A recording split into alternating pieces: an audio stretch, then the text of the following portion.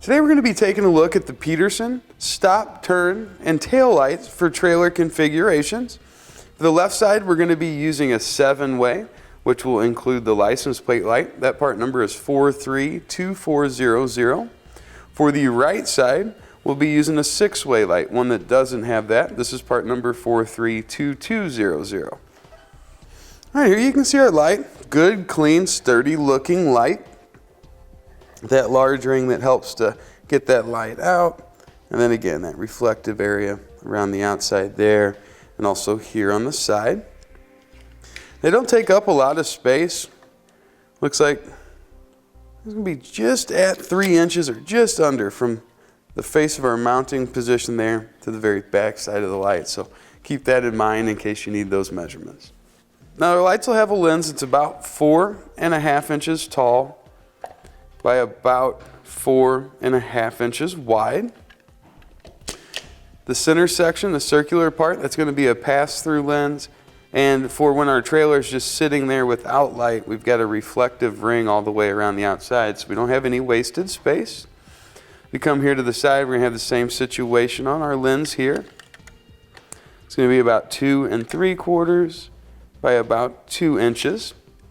This is going to allow our running lights or our blinkers to pass through there really well, but still give us some reflective properties when our trailer is just sitting.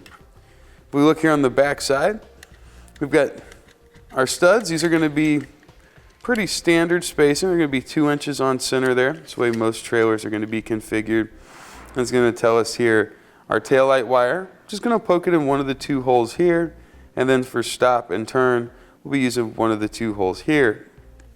The nuts themselves are going to have serrated lock washers attached to them, so we won't have to worry about washers and lock nuts. Just thread that right down on. And this is actually going to create the ground, so we won't have to worry about an additional wire that could cause failure. Let's take the nuts off the back of our light for now.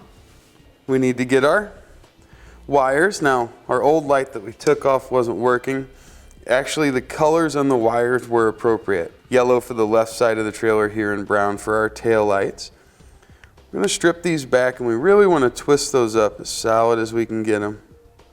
The yellow wire acts as our turn signal and also our brake signal.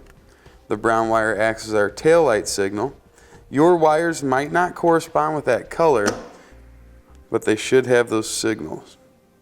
Really twist those up nice and solid, because the great thing about the light itself is it doesn't require the use of extra butt connectors or extra areas where we might ultimately have a source of failure.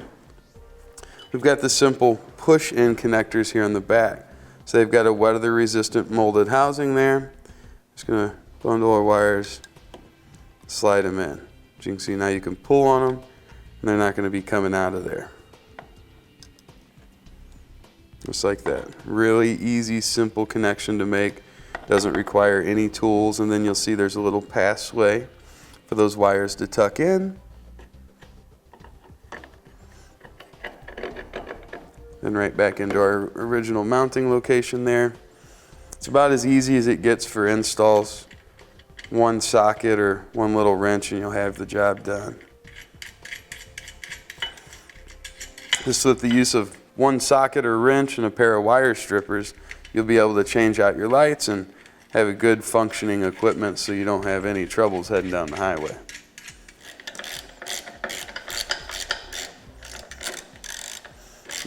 Now we can just head over to the right side of the trailer, do the same thing there, and then we'll test them out.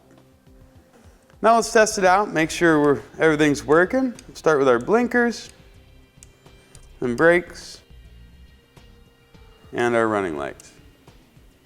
With everything working properly, that completes our installation of the Peterson Square Trailer Tail, Stop, and Turn signal. For the left-hand side, part number is 432400, and for the right, part number 432200.